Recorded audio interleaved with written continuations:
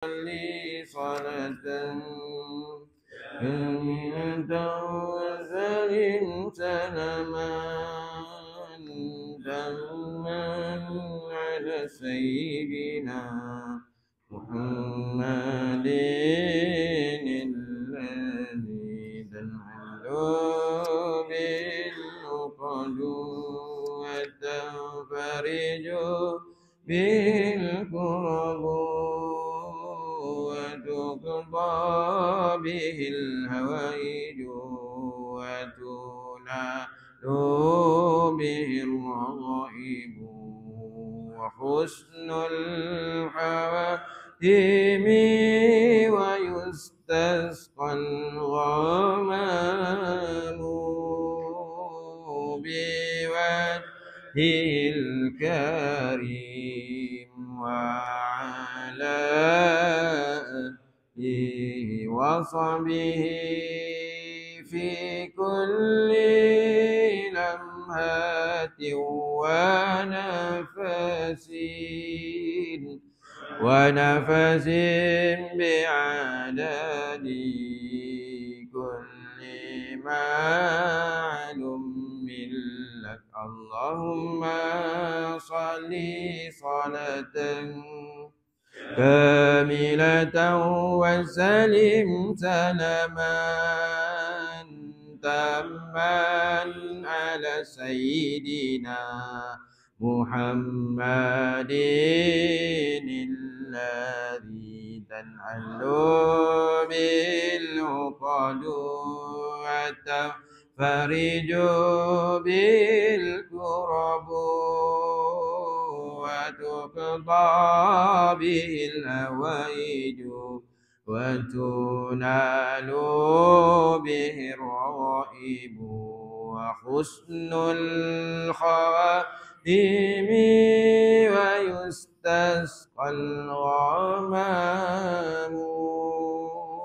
بوجهه الكريم وعلى آله وصحبه في كل لمحة ونفس بعدد كل معلوم لك اللهم صل وسلم وبارك عليه وعلى آله صلى الله وسلم عليه. Bismillahirrahmanirrahim. Alhamdulillahirabbil alamin wassalatu wassalamu ala asyrafil anbiya wal mursalin wa ala alihi washabihi ajma'in. Qala rabbi shrah li sadri wa yassir li amri wahlul 'uqdatam min lisani yafqahu qawli. Rabbi yassir wa la tu'assir ya karim, rabbi yassir wa la tu'assir ya karim, rabbi yassir wa la tu'assir ya karim. Assalamualaikum warahmatullahi wabarakatuh. Tuan-tuan dan puan muslimin muslimat dirahmati Allah Subhanahu wa taala.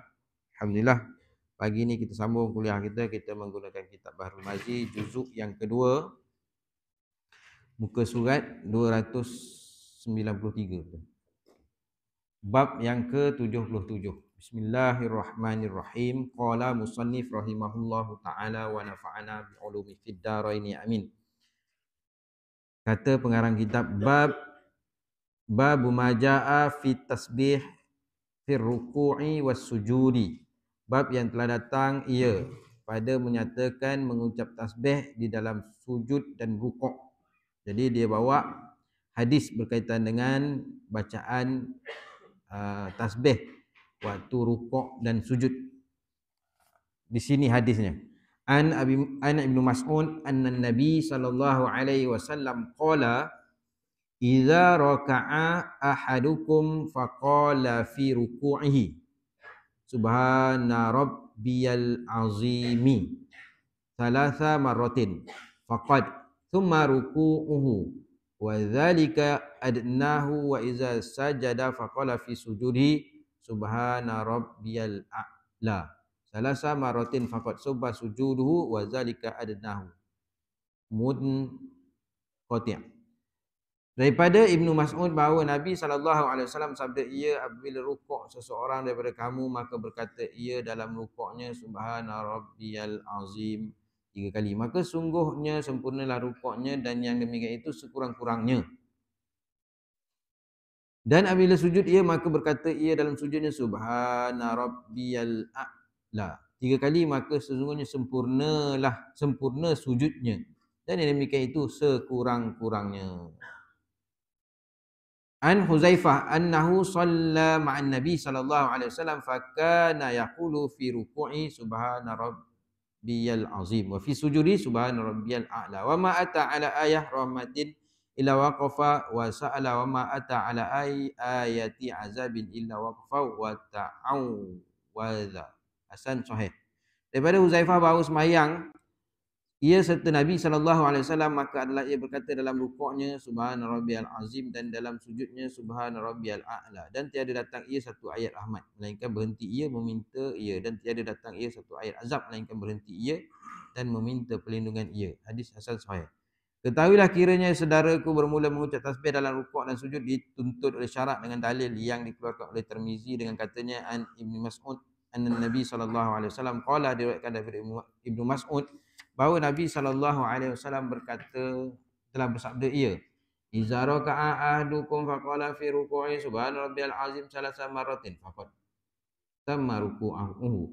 Apabila seorang daripada kamu sembahyang sebagai barang mana sembahyang fardu atau sunat, kemudian mengucap dalam rukuk atau lafaz subhana rabbiyal azim 3 kali, maka sungguhnya telah sempurna rukuk sembahyangnya, yakni muafakat ia akan sunat yang menyempurnakan bagi sembahyang. Wazalika adnahu, dan yang demikian adalah sekurang-kurang sempurna mengucap tasbih dalam rukuk itu. Sabda Nabi lagi, wa iza sajjada faqala fi sujudi subhana rabbiyal a'la salasa marratin faqad summa sujuduhu.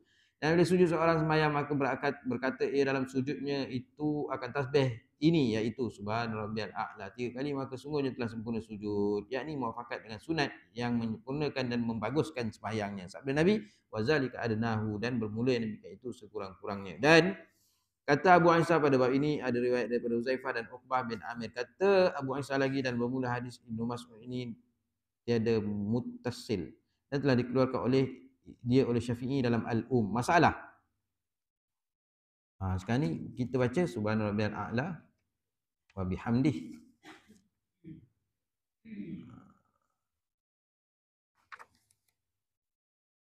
Ini mungkin dalam hadis ni subhana rabbiyal azim saja.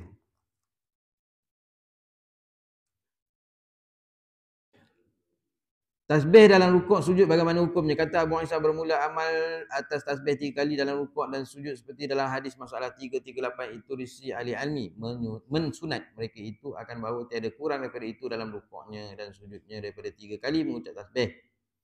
Dan riwayat daripada Abdullah Al-Mubarak bahawasanya berkata, aku sunatkan bagi imam itu 5 tasbih.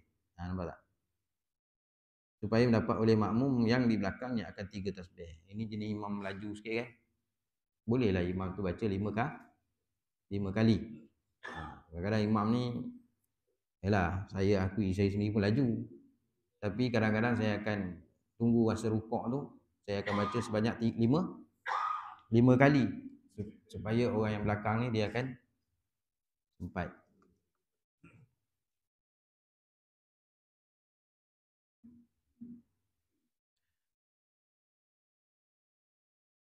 Aku sunatkan bagi imam itu 5 tasbih. Supaya mendapat oleh makmum yang di belakang itu akan 3 tasbih. Imam 5, makmum 3. Sempatlah sebab imam ni dia turun dulu. Masalah tasbih yang diamalkan Nabi dalam rukuk dan sujud. Ya saudaraku, ini satu lagi hadis yang menunjukkan Nabi telah mengamalkan mengucap tasbih dalam rukuk dan sujud. Kata Tirmizi an Huzaifah annahu shalla ma'an Nabi sallallahu alaihi wasallam, diriwayatkan daripada Huzaifah radhiyallahu anhu, katanya bahawa telah ia sembahyang berjemaah serta Nabi sallallahu alaihi wasallam, serta melihat dengan mata kepalanya akan perbuatan Nabi dan mendengar dia dengan telinga akan apa yang diucapkan Rasulullah. Fakana yaqulu fi ruku'i subhana rabbiyal azim. Katanya maka adalah Nabi berkata ia di dalam sujudnya, rukuknya subhana rabbiyal azim, wa fi sujud subhana rabbiyal a'la, dan dalam sujud ucap subhana rabbiyal a'la. Katanya lagi, wa ma ata ala ayah rahmatin illa waqafa wa sa'ala, dan tiada datang ia membaca satu ayat Quran dibacanya daripada ayat rahmat melainkan berhenti ia dan meminta ia akan rahmat, yakni dengan doanya. Wa ma ata ala ayati azabin illa waqafa wa ta'awwaza, dan tiada datang ia atas satu rahmat dan dibaca daripada ayat azab melainkan waqaf berhenti pula ia minta berlindung daripada Allah Ta'ala, seperti berkata Allahumma inni a'udzubika min azabihi. Kata Abu Isa bermula hadis hasan lagi sahih. Sampai ayat azab, Nabi akan baca doa, berhenti sejak baca Allah, tapi baca perlahan lah. Macam ni juga, apa, macam surah apa, tin wa zaitun. Habis ujung tu baca wa ana ala zalika minasyahidin. Alaihissallahu bi ahkamil hakimin. Soalan, tidakkah Allah itu hakim yang seadil-adil hakim kan? Kita jawab wa ana ala zalika, dan aku kata ayat tu yang dibaca tadi menjadi saksi.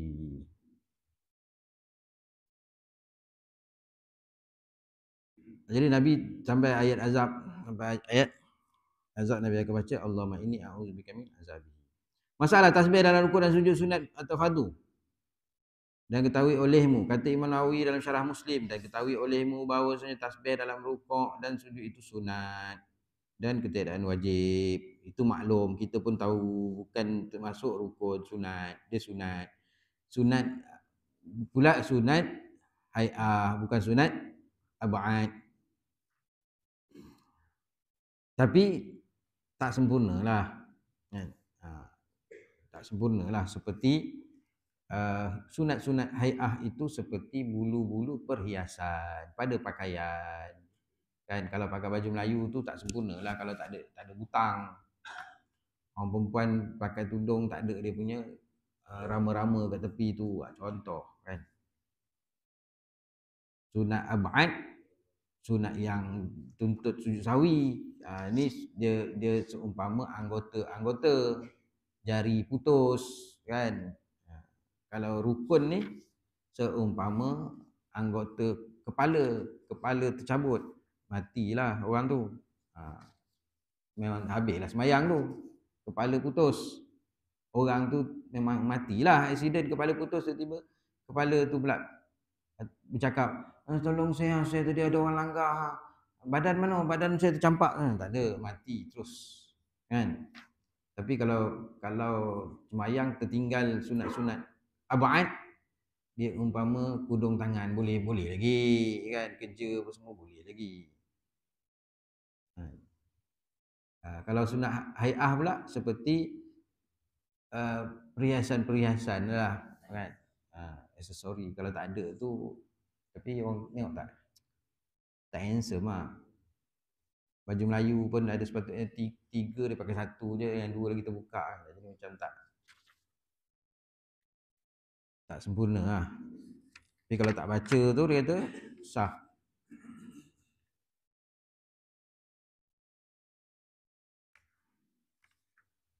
Tasbih mai sunat dalam rukuk dan sujud, dan telah mewajib akan dia atas. Dan ketahui olehmu bahawa tasbih dalam rukuk dan sujud itu sunat dan tidak wajib. Inilah mazhab Malik, Abu Hanifah, Syafi'i radhiyallahu anhu dan jumhur. Dan telah mewajib akan dia oleh Imam Ahmad rahimahullah taala dan satu taifah, kumpulan puak daripada a'immatul hadis. Kerana zahir hadis pada suruh dengan dia, dan kerana sabda Nabi sallallahu alaihi wasallam, sallu kama raaitumuni usolli. Artinya, hendaklah kamu sembahyang sebagaimana kamu lihat akan daku sembahyang. Dan mana sini mazhab Malik, Hanifah, Syafi'i. Dan telah wajib akan dia oleh Imam Ahmad, oleh Ahmad rahimahullahu taala, dalam satu taifah, dalam satu puak lah, ada kata wajib. Dan ia adalah tersebut dalam hadis, sallu kama raaitumuni usolli, hendaklah kamu sembahyang sebagaimana kamu lihat aku sembahyang. Dan ia ada tersebut dalam Sahih Bukhari. Senang dia kan, maknanya hadis tu umum, ikut sembahyang sebagaimana Nabi sembahyang. Jadi ada juga yang kata wajib, tapi Tapi tak wajib lah sebenarnya. Jumhur kan, kita berpegang pada bacaan sunat. Dan telah dijawab oleh jumhur dengan bahawasanya ditanggung atas dia sunat. Ada walaupun ada, tapi jumhur kata sunat. Dan mengambil hujah mereka itu dengan hadis al-musi'us salatu, maka bahawasanya Nabi SAW tiada menyuruh ia dengan dia, dan jikalau wajib saya disuruh dengan dia. Nabi buat tapi Nabi tak adalah suruh. Maknanya kalau ikut tu sunat, dapat sunat. Jadi sini dia subhanarabbiyal azim, subhanarabbiyal azim, subhanarabbiyal azim. Subhanarabbiyal azimi wa bihamdihi itu adalah mungkin hadis yang ni hadis Tirmizi kan. Kalau tidak, mana pula kita baca subhanarabbiyal azimi wa bihamdihi kan. Cuma hari ni kita baca kitab ni, dia memang hadis dia subhanarabbiyal azim. Kalau sekurang-kurangnya dah sempurnalah tu. Bab ke-78, bab maja'a fi nahi an qiraati fi ruku'. Bab yang telah datang ia pada menegah daripada membaca dalam rukuk. Membaca apa? Baca Quran dalam rukuk.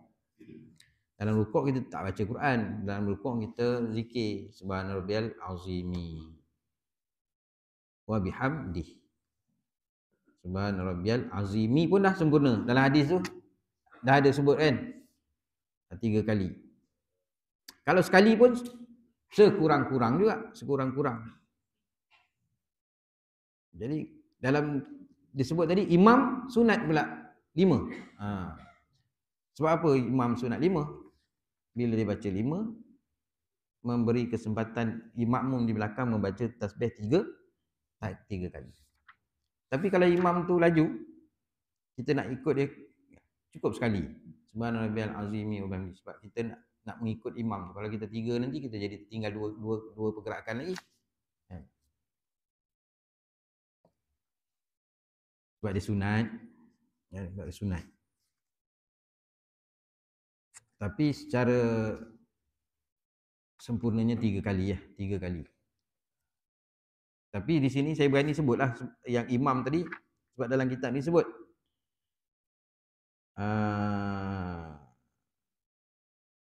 bermula amal tasbih 3 kali dalam rukuk dan sujud seperti dalam masalah 338 itu di sisi ahli ilmi mensunatkan mereka itu akan bahawa tiada kurang seorang dalam rukuknya dan sujudnya daripada 3 kali. Ucap 3 kali tasbih tadi 3 kali, sebab Nabi pun 3 kali. Dan diriwayatkan daripada Abdullah Al-Mubarak bahawasanya berkata, ia kata Abdullah Al-Mubarak, aku sunatkan bagi imam itu 5 tasbih supaya mendapat oleh makmum di belakangnya itu 3 kali tasbih.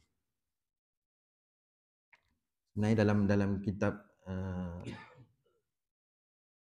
Qaul Tam fi Ahkam Imam wal Makmum tu pun ada juga sebut 3 kali makmum, imam 5 kali. Imam 5 kali ni untuk situasi yang kalau imam ni laju cepat, nak bagi orang belakang tu boleh sempat baca 3 kali. Bab yang telah datang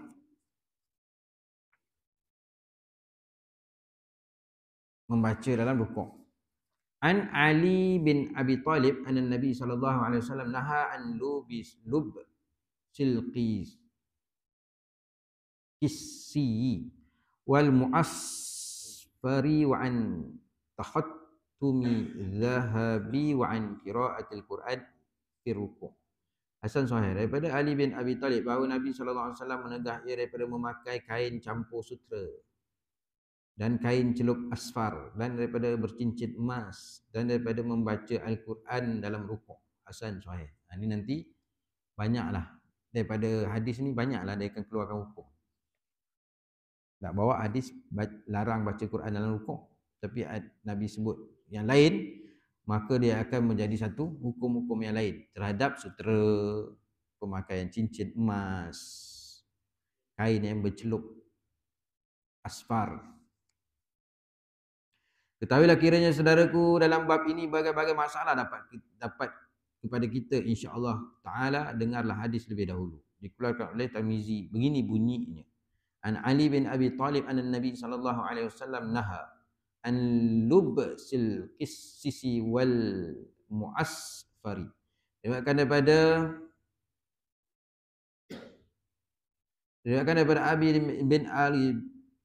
Ali bin Abi Talib radhiyallahu anhu bahawasanya Nabi SAW telah menegah ia daripada lelaki daripada memakai kain benang atau qatfan bercampur dengan sutra, dan menegah ia daripada memakai kain bercelup asfar, yakni celup warna kuning. Wan takhuttu zahabi, dan tegah oleh Nabi akan lelaki daripada memakai cincin emas. Wa an qiraatil Quran fi ruku', dan ditegah Nabi akan lelaki daripada baca Quran dalam rukuk, kata Abu Isa, dan bab ini ada riwayat daripada Ibnu Abbas. Dan bermula hadis Sayyidina Ali bin Abi Talib ialah hadis hasan lagi sahih, yang telah dikeluarkan oleh Muslim dalam sahihnya pada babul libas, bab pakaian. Masalah baca Quran dalam rukuk semayang, kata Abu Isa, dan seperti dalam masalah 342 itu perkataan ahli ilmi daripada sahabat Nabi sallallahu alaihi wasallam, dan mereka kemudian daripada mereka itu telah memakruh mereka itu akan membaca Fatihah atau ayat Quran dalam rukuk. Tempat baca Fatihah, baca Quran waktu kita qiyam, bukan dalam rukuk. Kata Nawawi dalam Syarah Muslim, pada hadis yang dikeluarkan oleh Muslim itu menunjukkan tegah membaca Al-Quran dalam rukuk dan sujud, dan bahawasanya jawatan rukuk itu mengucap tasbih. Jawatan rukuk itu mengucap tasbih, dan jawatan sujud itu mengucap tasbih dan doa. Maka jika membaca seorang itu dalam rukuk atau dalam sujud akan lain daripada Fatihah, dan saya makruh ia dan tiada batal sembahyangnya. Menegah tu menegah, tegah makruh. Jelas. Kalau dia baca juga tak batal sembahyang, tapi tak suruh pun. Itu jawatan rukuk tu untuk tasbih, kan?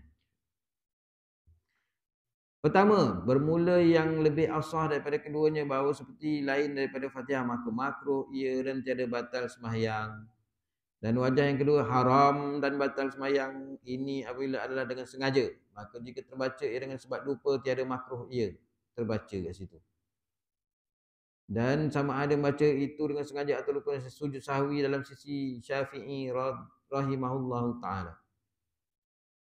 Dan telah disunatkan oleh Imam Syafi'i rahimahullah ta'ala dan lainnya daripada ulama bahawa membaca dalam rukuk itu Subhana Rabbiyal Azim, dan dalam sujud Subhana Rabbiyal A'la, dan ulang tiap satu daripada keduanya 3 kali, dan dikumpul bersama barang datang dalam hadis daripada doa Allahumma laka raka'tu hingga akhir. Masalah sutra apa hukum? Jelas lah ni. Tapi kalau dia tak baca Fatihah masa berdiri, dia baca masa rukuk, masa qiyam dia tak baca. Dia tak baca masa rukuk, dia tak baca masa berdiri, dia baca masa rukuk, batal terus lah.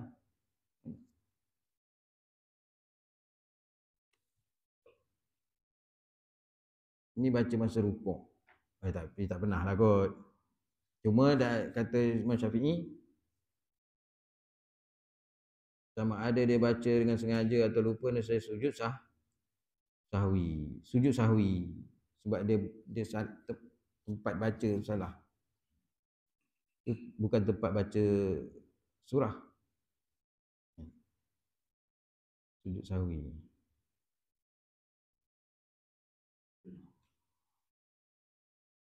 Masalah sutra apa hukum memakainya? Ya saudaraku, dalam hadis masalah 342 itu menyebut haram makan memakai qasi, maka apakah qasi itu? Sutra-sutra ni yang kita pakai tu, dia orang kata tak asli, tak ori kan. Tapi kalau yang ori betul tu tak boleh. Dia tulis je sutra Korea tapi bukan sutra. Wallahu a'lam. Orang kata mahal kan. Tapi kalau benda tu sutra tak boleh. Al-jawab adalah pada tafsirnya telah bersalah-salah ulama padanya. Kata Imam Nawawi dalam Syarah Muslim, berbagai-bagai dikata orang. Setengah berkata iaitu kain sutra datang dari negeri Syam. Dan kata setengah iaitu sutra yang dibuat dalam satu tempat bernama khas di negeri Mesir, dan kata setengah lain sutera bercampur cotton dan lainnya. Kata Nawawi, dan ini qassi jika ada adalah suteranya lebih banyak daripada cottonnya kain kapas, maka ialah tegah memakainya akan sebagai tegah haram. Dan jika kurang daripada cotton kain kapas, maka tegah makainya akan sebagai tegah makruh. Masalah kain celup kuning, apa hukum? Ya saudaraku, dalam hadis masalah 342 menyebut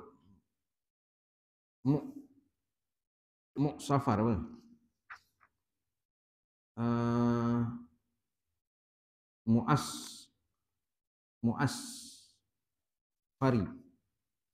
Muasfari. Kain bercelup dengan pencelup kuning adalah harus pakai bagi laki atau haram, kata Nawawi.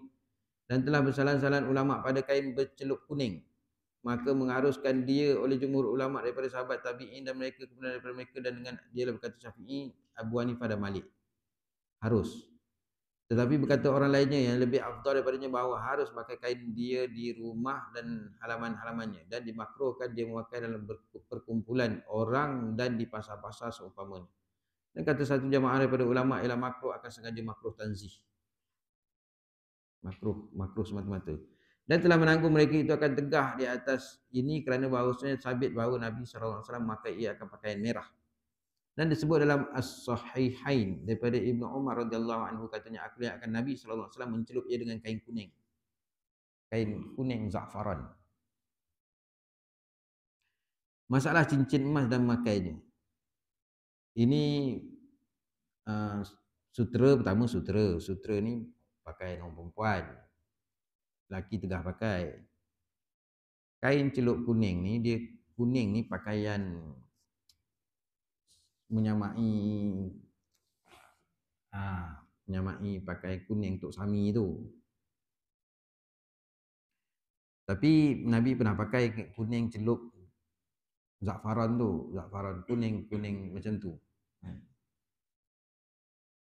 Kita pula janganlah pakai kuning ada macam untuk sami punya kuning tu kan. Pilihlah warna lain. Kemudian seterusnya cincin emas. Dalam hadis tadi ada 4 perkara Nabi sebut. Sutera ni pula kalau satu orang lelaki dia tak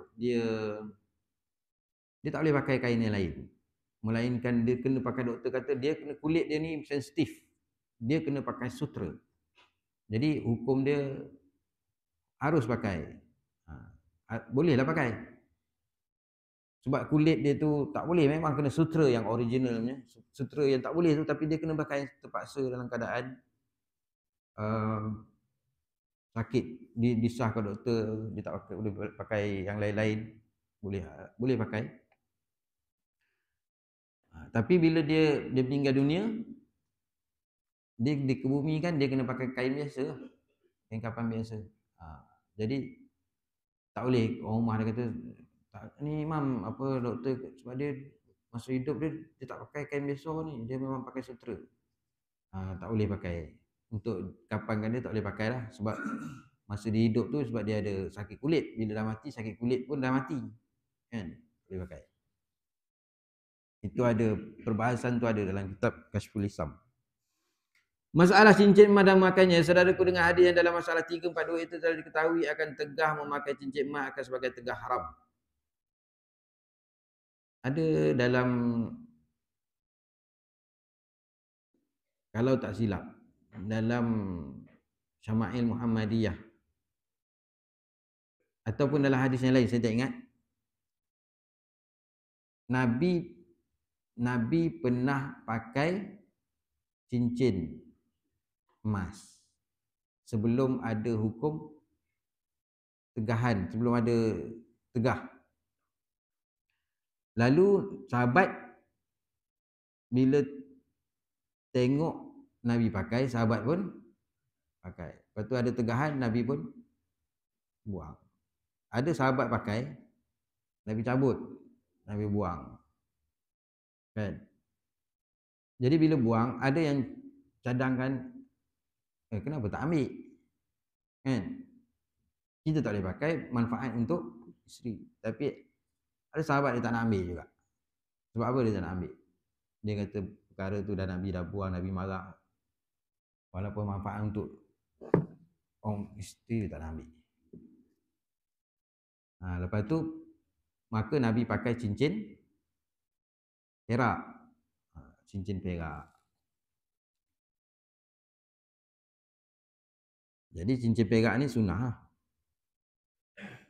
Bila timbul suasa tak masuk. Suasa ni kalau buka fatwa-fatwa kalau baca haram. Sebab dia ada campur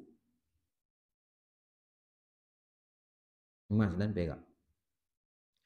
Masalah cincin emas dalam makannya. Saudaraku, dengan hadis dalam masalah 342 itu telah diketahui akan tegah makan cincin emas akan sebagai tegah haram. Kata Nawawi dalam Syarah Muslim, telah ijma' muslimin atas harus bagi perempuan itu memakai cincin emas.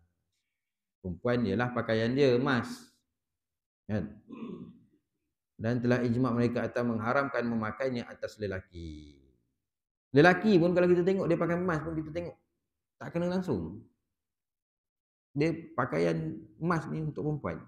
Lelaki kalau pakai, kita tengok bangsa lain lah, pakai cincin emas ataupun rantai emas. Memang tak matching langsung. Kan? Melainkan barang dikayatkan dia daripada Abu Bakar bin Muhammad bin Umar bin Muhammad Al-Hazm bahawa mengharus ia akan dia. Dan daripada setengah ulama akan bahawa makruh saja dan tiada haram. Apa tu? Makruh. Hukum makai emas. Dan setengah daripada ulama. Kata Nawawi dalam bermula nakal dua-dua ini batal belaka. Batal. Pengarang kitab ni dia bawa je lah. Dia bawa hujah-hujah berdasarkan pembacaan dia, berdasarkan apa semua. Kemudian dia buat yang putusnya, kata Nawawi dalam dan bermula nakal dua-dua ini batal belaka. Maka orang yang mengatakan harus atau makruh itu didatangkan hujah dengan ini segala hadis yang disebut dia oleh Muslim dan lain serta ijma' dahulu daripadanya atas haramnya baginya serta sabda Nabi SAW pada emas dan sutra itu bahawa dua ini haram atas lelaki daripada umatku, halal ia bagi segala perempuan. Sutra dengan emas tu untuk lelaki haram, untuk perempuan halal. Nantilah keterangan sutra dan emas insya-Allah dibentangkan dalam Abwabul Libas, bab pakaian dengan panjang lebar.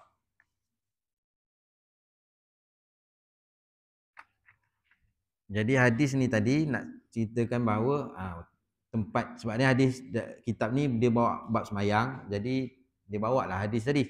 Hadis tadi walaupun ada 4 perkara yang Nabi larang tadi, dalam hujung dia Nabi larang membaca Al-Quran dalam rukuk. Sebab rukuk ni bukan tempat untuk baca Al-Quran. Tempat rukuk ialah membaca Subhana Rabbiyal Azimi. Ataupun Subhana Rabbiyal Azimi wa bihamdi, sebagaimana yang kita baca. Bab ke-79, bab ma jaa fi man la yuqimu sulbahu fi ruku'i was sujudi. Bab yang telah datang ia pada mereka yang tiada membetulkan tulang belakang pada rukuk dan sujud. Rukuk dan sujud. Tulang belakang. An Abi Mas'ud Al-Ansari qala Rasulullah sallallahu alaihi wasallam la tujzi'u salatun la yuqimu fiha ar-rajulu ya'ni sulbahu fi ruku'i was sujudi. Hasan sahih.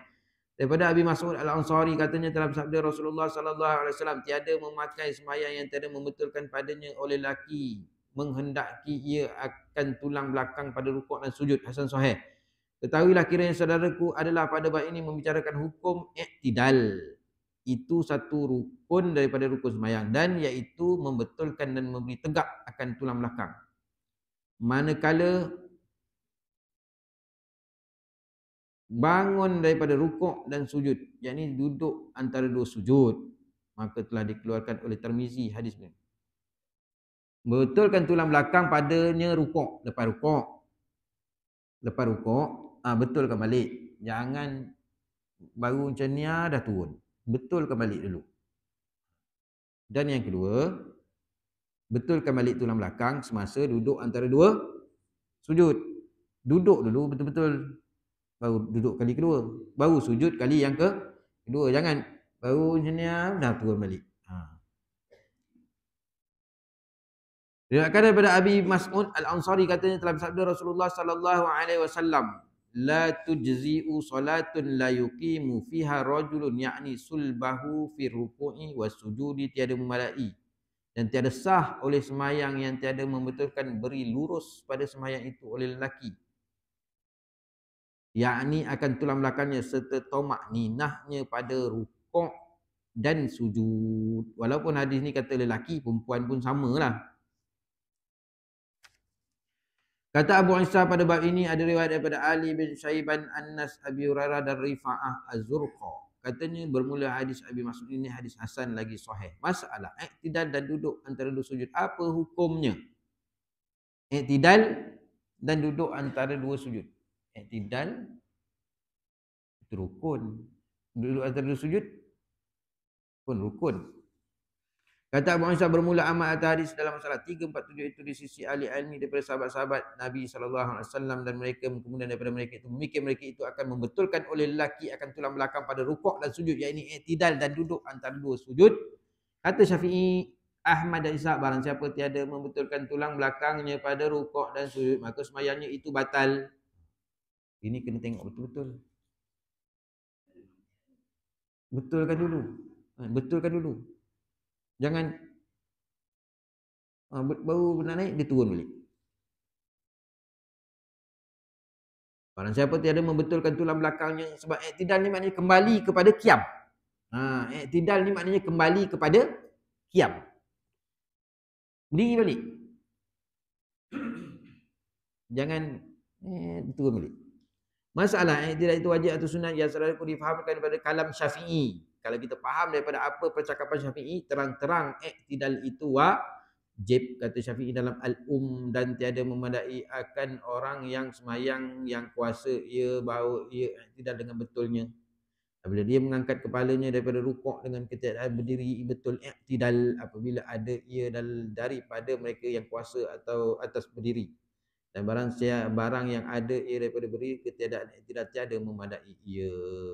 Tiada memadai ia. Bukan tiada memadai ni maknanya macam sedek-sedek, tiada memadai maksud tak sah. Masalah iktidal syak, apa hukumnya? Kata Syafi'i dalam dan jikalau mengangkat seorang akan kepalanya daripada rukuk maka syak ia akan sempurna iktidalnya. Kemudian langsung dia sujud atau belum sempurna iktidal tiba-tiba terturun sujud, makna saya ulang ia akan iktidal, maka bangunlah ia berdiri betul iktidal dan tak ada berbilang sujud sehingga iktidal ia dahulu daripadanya. Dan jika tiada iktidal juga ia bahkan dilangsungkan semayang dan saya tiada terbilang rakaat daripada semayangnya, tak kira rakaat. Masalah iktidal tertegah perbuatan oleh kerana datang penyakit, apa hukumnya? Ni orang yang ada penyakit, lainlah cerita. Kata Syafi'i, dan jikalau bangun seorang daripada rukuknya tiba-tiba datang satu penyakit menegahkan betulkan tulang, pap, aduh, slip disc pula, yakni iktidal dan langsung dia sujud dan saya memadai daripada rakaat daripada semayangnya, kerana bahawasanya bukan ia daripada orang yang kuasa atas iktidal, dia bukan orang yang kuasa, dia uzur. Tetapi jika hilang penyakit itu daripadanya dahulu daripada sujud maka wajib atas ulang. Tetapi jika hilang penyakit itu daripadanya dahulu daripada sujud, sebelum sujud, maksudnya sakit, lepas tu hilang, dia kena ni lah, dia sakit tu sekejap, boleh pula.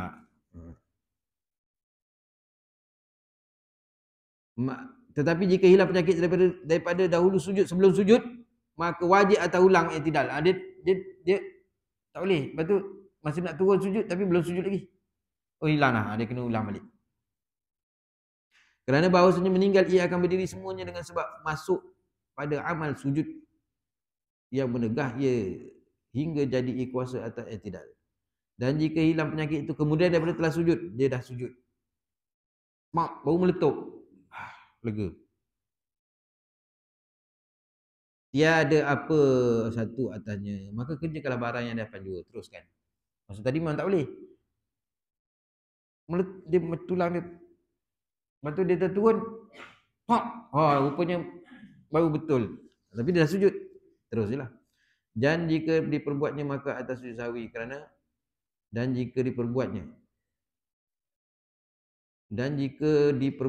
maka atasnya sujud sahwi kerana bahawasanya menambah ia pada sembahyangnya akan barang yang tadi dituntut atasnya. Kalau buat dia kena sujud sahwi. Tapi saya nak tekan kat sini bila iktidal tu pastikan berdiri betul-betul. Sebab kita ni tak tahu ni, kalangan kita ni kadang-kadang ada yang macam tak habis lagi berdiri. Kan? Macam tak habis lagi berdiri. Sebab kata-kata tadi dia berdiri tapi masa rukuk, lepas rukuk tu macam tak habis lurus lagi. Maksud iktidal ni maknanya kembali kepada qiyam. Macam mana kita qiyam? Maknanya lurus. Lainlah kalau kita punya qiyam memang macam tu, bengkok. Jadi pastikan. Kalau tak sempurna, kalau tak betulkan tulang belakang tu pada rukuk, lepas rukuk tadi tak betulkan balik tulang belakang tu macam qiyam, maka sembahyang itu batal. Begitu juga semasa lepas sujud, duduk antara dua sujud. Sebab tu di situ adanya tomak ninah. Di situ adanya tomak ninah bila sujud tu bukan suruh lama sangat pun. Ada tomak ninah tu kadar subhanallah pun dah tak apa. Tapi maknanya lurus. Betulkan dulu. Buat apa nak kalut-kalut, nak kelang kabut. Menyebabkan sembahyang kita tidak sah. Buat apa? Sembahyang lama-lama tapi sembahyang sampai 30-40 tahun tapi rupanya solat kita tu tidak sah. Bab ke-80, bab ma yaqulu rajulu iza rafa'a ra'sahu minar ruku'i wallahu a'lam. Barang yang dikata oleh seorang bila bangkit ia mengangkat kepala daripada rukuk. Wallahu a'lam. Sambung minggu hadapan insya-Allah. A'udzubillahi minasyaitonirrajim. Bismillahirrahmanirrahim. Alhamdulillahirabbil alamin wassalatu wassalamu ala asyrofil anbiya wal mursalin wa ala alihi washabihi ajma'in. Allahumma arinal haqqan haqqan warzuqna ittiba'a wa arinal batila batilan warzuqna ijtinaba. Allahumma ya muqallibal qulub tsabbit qulubana ala dinika wa ta'atik. Wassallallahu ala sayyidina Muhammad wa ala alihi washabihi wa baraka wasallam. Alhamdulillahirabbil alamin. Assalamualaikum warahmatullahi wabarakatuh.